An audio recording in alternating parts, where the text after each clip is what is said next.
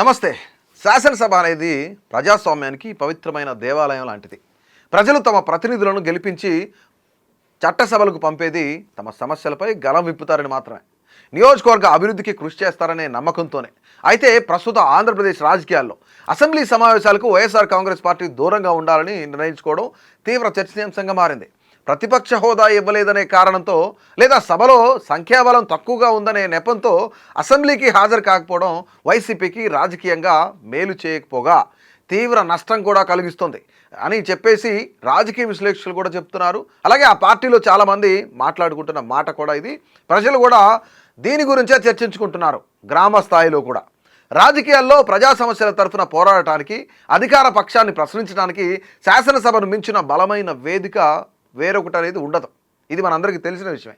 ఒకవేళ అధికార పక్షం సభలో వైకాపా సభ్యులకు మాట్లాడే అవకాశం ఇవ్వకపోయినా, సమయం కేటాయించకుండా అవమానపరిచే రీతిలో వ్యవహరించిన వాటిని భరిస్తూనే సభకు హాజరైతే ప్రజల్లో సానుభూతితో పాటు మైలేజ్ కూడా పెరుగుతుందనే వాదనలు బలంగా వినిపిస్తుంది.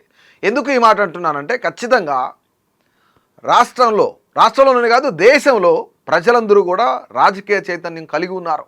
ఒకప్పుడు ప్రశ్నించలేకపోయారు. ఒకప్పుడు అసెంబ్లీ ఏదైతే జరుగుతుందో అసెంబ్లీని ప్రత్యక్ష ప్రసారం చేసినా కూడా కొంతమంది చూడలేని పరిస్థితి. ఇప్పుడు అసెంబ్లీలో ఏం మాట్లాడుకుంటున్నారు, ఏ బిల్లు ప్రవేశపెడుతున్నారు, ఏ నేత ఎవరిని తిడుతున్నారు, ఏ నేత బూతులు మాట్లాడుతున్నారు, సో ఎవరు చాలా ప్రొఫెషనల్గా మాట్లాడుతున్నారు అనేది ఈరోజు స్కూల్ పిల్లల దగ్గర నుంచి దాదాపుగా పెద్దవాళ్ళ వరకు కూడా ప్రతి ఒక్కరూ కూడా అసెంబ్లీ సెషన్స్ని గమనిస్తూ ఉన్నారు. గతంలో నారా చంద్రబాబు నాయుడు కూడా అనేక అవమానాలను ఎదుర్కొని ప్రజల మద్దతు కూడగట్టుకుని మళ్ళీ అధికారంలోకి వచ్చారనే విషయాన్ని ఇక్కడ గుర్తు చేసుకుంటున్నారనమాట. ఒకవేళ పార్టీ అధినేత వైఎస్ జగన్మోహన్ రెడ్డికి సభకు వెళ్ళడం ఇష్టం లేకపోయినా మిగిలిన 10 మంది ఎమ్మెల్యేలు ఎవరైతున్నారో వాళ్ళనైనా పంపించి కూటమి ప్రభుత్వ వైఫల్యాలను ఎండగట్టాలని చెప్పేసి, అలాగే గత వైకాపా ప్రభుత్వంలో చేసిన మంచి పనులను ప్రజలకు వివరించాలని చెప్పేసి చాలామంది సూచిస్తున్నారు. ఎందుకంటే ఇప్పుడు ఏ బిల్లు ప్రవేశపెట్టాలన్నా సరే ఏకపక్షంగా నిర్ణయాలు జరుగుతున్నాయి.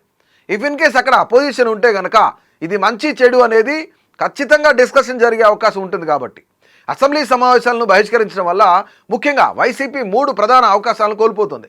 మొదటిది, శాసనసభ వేదికగా లేవనైతే ప్రతి అంశం రికార్డులో నిలిచిపోతుంది. నియోజకవర్గ ప్రజలకు న్యాయం చేయడానికి ఇది సరైన వేదిక. ఇక రెండవది, మైక్ ఇవ్వకపోతే సభలోనే నిరసన తెలపడం ద్వారా ప్రభుత్వంపై ఒత్తిడి పెంచవచ్చు. సభలో ఏం జరుగుతుందో ప్రజలు ప్రత్యక్ష ప్రసారాల ద్వారా చూస్తున్నారు కాబట్టి అవకాశం ఇవ్వకపోతే అధికార పక్షమే డిఫెన్స్లో పడుతుంది. తద్వారా వైసీపీకి ప్రజల మద్దతు అనేది చాలా పెద్ద ఎత్తున పెరుగుతుంది. ఇక మూడవది, గతంలో తమ ప్రభుత్వం అందించిన సంక్షేమాన్ని, చేసిన అభివృద్ధిని మళ్ళీ ప్రజల్లోకి తీసుకెళ్లే మంచి వెసులుబాటు అనేది వైసీపీకి దక్కుతుంది.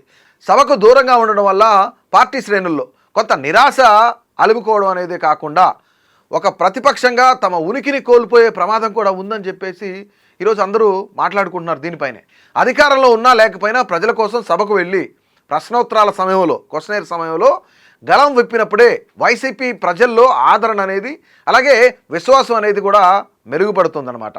చేతిలో అధికారం లేకపోయినా ప్రజల తరఫున పోరాడుతున్నారనే సంకేతం ప్రజల్లోకి చాలా బలంగా వెళుతుంది, గట్టిగా వినిపిస్తోంది.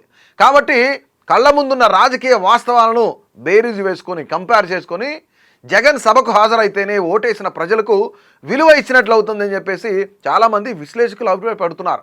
మరి ఇప్పటికైనా వైసీపీ తన నిర్ణయంపై పునరాలోచన చేసుకుంటుందా, లేక ప్రజల ముందే తన నిజాయితీని నిరూపించుకుంటుందా అన్నది కూడా తెలియాల్సి ఉంది. సో ఓవరాల్గా వైసీపీ శాసనసభకు వెళ్ళట్లేదు. సభలో బిల్లులు కానీ డిస్కషన్స్ కానీ ఓన్లీ ఏకపక్షంగా జరుగుతున్నాయి. వైసీపీ అసెంబ్లీకి వెళ్ళాలా వద్దా అనేది మీ అభిప్రాయాన్ని అయితే తెలియజేయండి.